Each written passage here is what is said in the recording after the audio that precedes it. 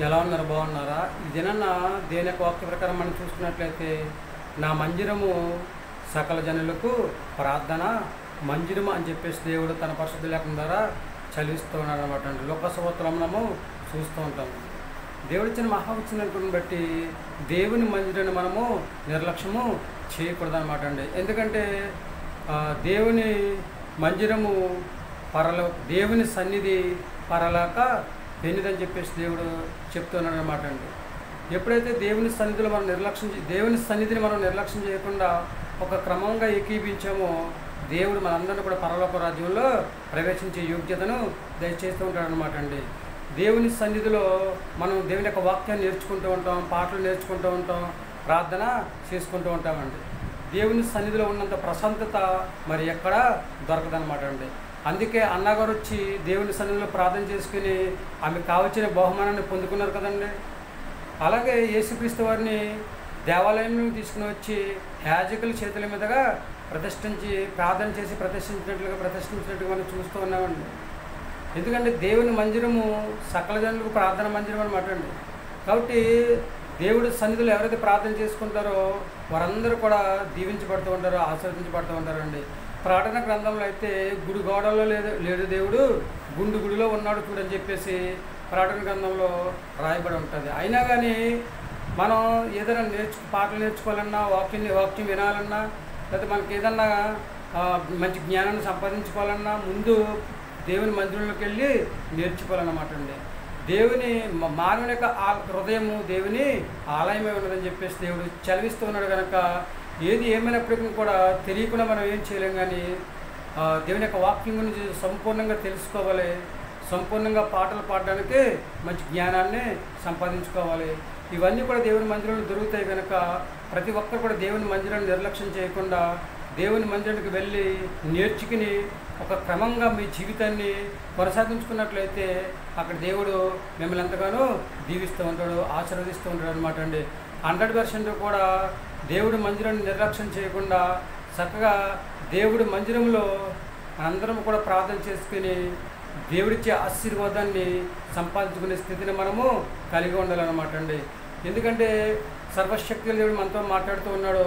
అందరము కూడా 100% కూడా కుటుంబంతో సహా అందరూ దేవుని సన్నిధిలో ఉంటే అంతకు మించిన మహాభాగ్యం మరొకటి ఉండదన్నమాట అండి. దేవుడు కోరుకునేది ఏంటంటే కుటుంబం అంతా దేవుని సన్నిధిలో గడపాలని చెప్పేసి, కుటుంబం అంతా దేవుని సన్నిధిలో ఉండాలని చెప్పేసి, కుటుంబం అంతా దేవుని సన్నిధిలో ప్రార్థన చేసుకోవాలని చెప్పేసి, కుటుంబం అంతా దేవుని సన్నిధిలో వాక్యం వినాలని చెప్పేసి, కుటుంబం అంతా దేవుని సన్నిధిలో పాటలు పాడాలని చెప్పేసి దేవుని యొక్క ఆశ ఆలోచన కనుక 100% కూడా మనం దేవుని యొక్క సన్నిధిని నిర్లక్ష్యం చేయకుండా చక్కగా యేసుక్రీస్తు వారినే దేవుని దేవాలయంలోకి తీసుకుని వెళ్ళి, దేవుని సన్నిధిలోకి తీసుకుని వెళ్ళి యాజకుల చేతిని మీదుగా యేసుక్రీస్తు వారిని ప్రతిష్ఠించి పేరు పెట్టినట్టుగా మనము చూస్తూ ఉన్నాం అనమాట అండి. ఇదంతా కూడా దేవుని సన్నిధిలో ప్రార్థన ద్వారా జరిగిందనమాట అండి.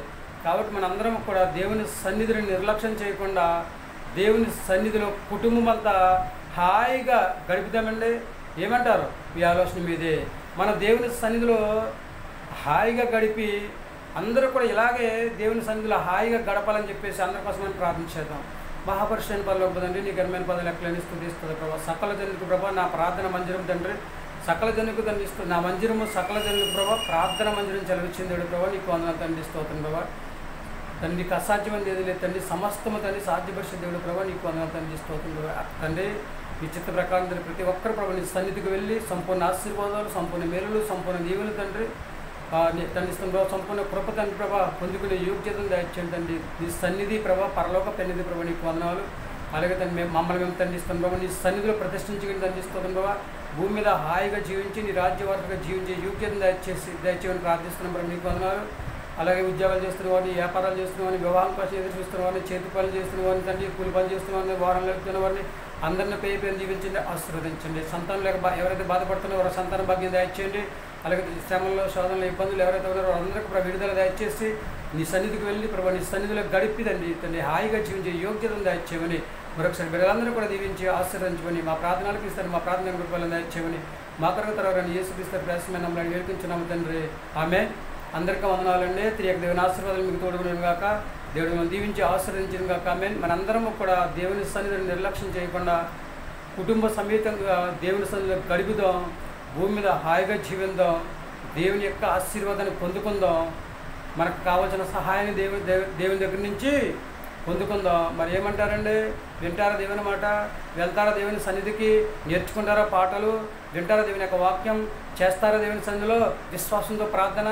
మీ ఆలోచన మీది. 100% కూడా దేవుని సన్నిధిలో సైలెంట్గా ఉండి మౌనంగా ఉండి అక్కడ జరిగే క్రమమంతట్లో ఏకీపించండి. దాని ద్వారా వచ్చే ఆశీర్వాదాన్ని పొందుకోండి. ఏమంటారు? అందరూ కూడా దేవుని సన్నిధికి వెళ్దాం, దేవుని మాట విందాం, దేవుని సన్నిధిలో విశ్వాసంతో ప్రార్థన చేసుకుందాం, దేవుడి దగ్గర నుంచి సహాయాన్ని పొందుకుందాం, భూమి మీద హాయిగా జీవిద్దాం. ఏమంటారు? ఈ ఆలోచన మీదే.